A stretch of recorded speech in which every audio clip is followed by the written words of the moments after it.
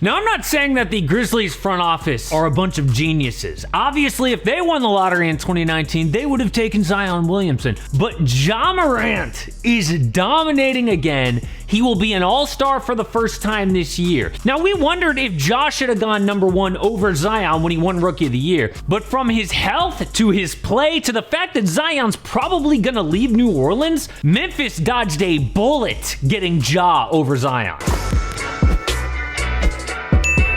Okay, now I don't want to overreact to just a handful of games here, but Paul George compared Ja to MVP Derrick Rose. But the crazy thing is he's right. Ja's first 3 games, he dropped 37, 28, then 40 with 10 assists. This kid has the explosiveness of Derrick Rose, prime Russell Westbrook, but he's been compared to Allen Iverson too. I really think Ja will make his first All-Star game, but if he keeps up the big numbers or leads the Grizz to a top 6 seed, he'll be All-NBA. Which means a ton of money, $217 million. That puts him near the top of the list as one of the best players in the entire league. Guys who have gotten a rookie supermax the last 2 years, Luka Doncic, and that's the list. I mean, there are other dudes who just missed out on the rookie supermax like De'Aaron Fox, Jason Tatum, Donovan Mitchell. And there are guys who could make it this year like Trae Young, Shai Gilgeous-Alexander, and Michael Porter Jr. But there's a real chance that list is only 2 guys, Luka and Ja. Not Jason Tatum, not Donovan Mitchell, and definitely not Zion. Zion was supposed to be the next LeBron. Obviously not like LeBron's game necessarily, but the next face of the NBA. The hype was that big because Zion showed he wasn't just a beast on Instagram dunking. He could play actual basketball. He dominated on both ends at Duke. Of course the Pels took him at number 1 overall, but we didn't see him on the court for months. Zion had his first big injury right before the NBA season started. Ever since then, he's either been injured or just coming off of an injury. There's also the really concerning weight issues. Not only does Zion not look like his Duke days on defense, but what happened to the skinny, more athletic version? Charles Barkley said from day one, Zion's biggest issue will be controlling his weight. His body lets him down in more ways than one.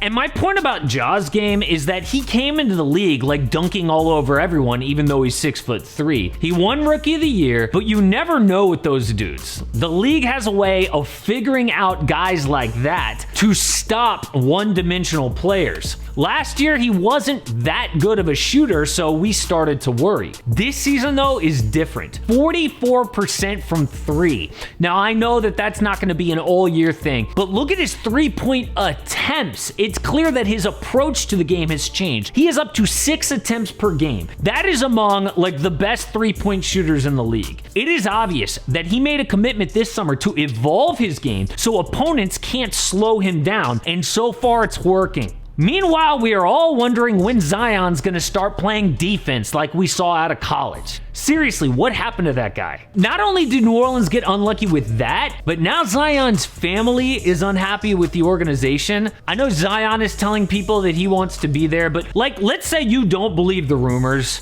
It's impossible to see Zion in New Orleans the rest of his career. It is just a matter of time before he leaves for a bigger market. Ja Morant's family is in love with Memphis. You got to mature real quick in New York or LA, both on the court and off the court. I think he will adjust more to another southern state. I just thought it was, the perfect fit for him, Maybe the basketball guys thought so too. In fact, his dad T is a big reason why Ja is the perfect fit for the Grizz. This dude literally gave up a pro basketball career so he could be Ja's dad back at home. Ja grew up in South Carolina and he became one of the best players in a state with Zion, but the issue was his size. Like, not only was he kind of short, but he was pretty skinny, so no elite universities believed in him.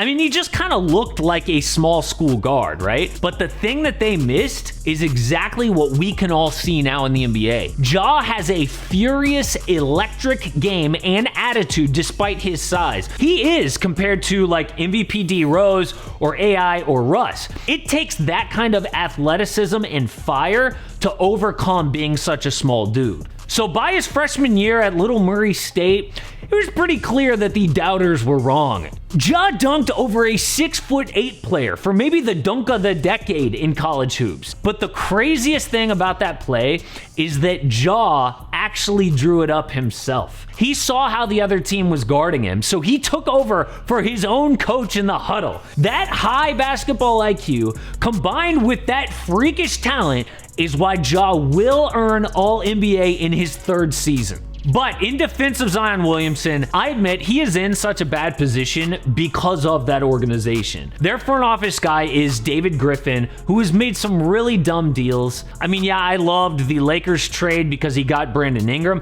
but after that, it's been awful. I mean, if you're trying to build a winner around Zion, why would you trade away Drew Holiday to get Eric Bledsoe, even if it did come with draft picks? The Bucks are going to be really good. What kind of draft picks are those? Getting Steven Adams made no sense because Zion plays in the paint. Then, though, he doubled down by giving Steven Adams a new contract.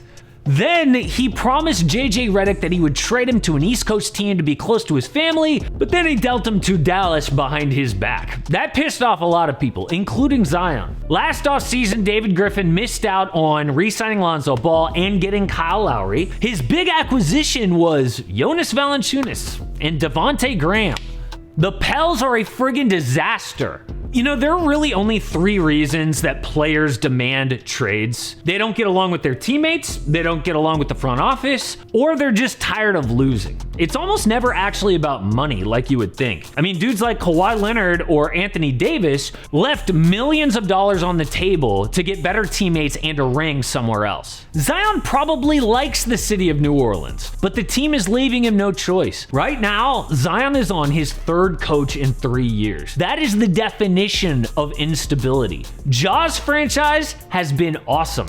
They have kept the same coach, Taylor Jenkins, who happens to be one of the best young coaches in the league, and Ja has one of the best young front office guys in Zach Kleiman. That guy has hit on late picks like Desmond Bane and Brandon Clark, and before him, the Grizz made a really smart trade to get a 2nd rounder named Dylan Brooks. Their only star-level player, though, outside of Ja is Jaren Jackson Jr. They just gave him a big extension, which is great, but his health is a big question mark. If Triple J gets a really huge injury, they worked it out in his contract to get most, if not all, of his money back on their salary cap. We are a long way from Memphis building a real contender around Ja, but teams like the Raptors and the Bucks just showed us it is totally possible in a non-glamour market.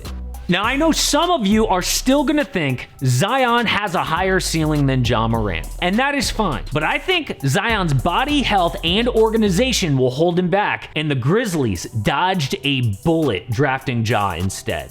So yes, obviously I underrated the Memphis Grizzlies this year. I think I had them missing the playoffs. That was dumb. And I've also come around on the Atlanta Hawks. Speaking of a great rebuild, I mean, a non-glamour market like the Hawks have shown us that they can rebound real quick around a guy like Trae Young. And check this video out because it kind of lays out the one more move that they need to actually win a title this season.